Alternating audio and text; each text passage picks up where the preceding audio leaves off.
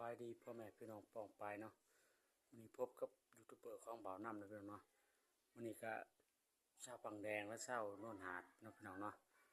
ได้ท่านมาดูการเกี่ยวเขาเกี่ยวน้ำไปแล้ว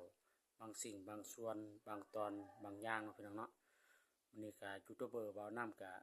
ได้ทำการเกี่ยวเขาเกี่ยวน้ำเช่นคือการพี่น้องเนาะก็ได้มาแจ้งการแจ้งข่าวพี่น้องโอ้ยช่วงนี้เป็นจะได้เนาะพี่น้องปองปายประสุขสุขคนการฤดูเก็บเกี่ยวปีนี้ผลผลิตดีบ่พี่น้องเนาะ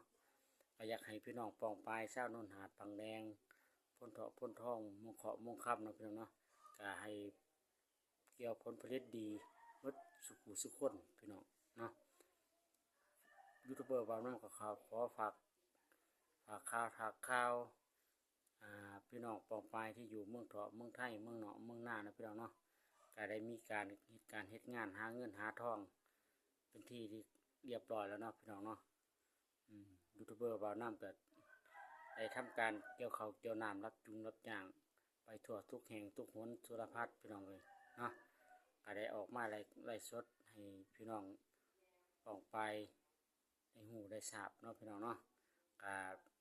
มื้อนี้ยูทูบเบอร์บ่าวน้ำก็มาเกี่ยวของเขาของพ่อเฒ่าแม่เฒ่าถ้าเป็นภาษาไทยก็คือพ่อตาแม่ยายจะเกี่ยวไปได้หลายไห้เลยพี่น้อยเนาะ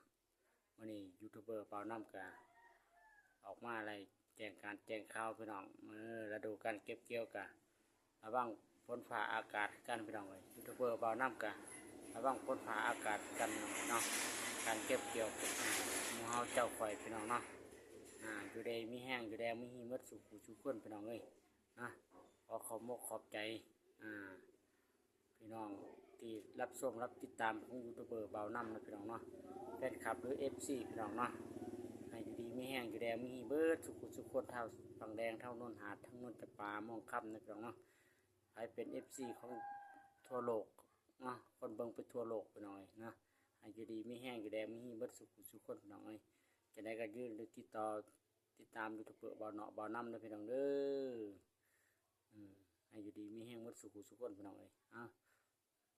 ขอเพียงจบข่าวเพียงเท่านี้แล้วพี่น้องเด้อ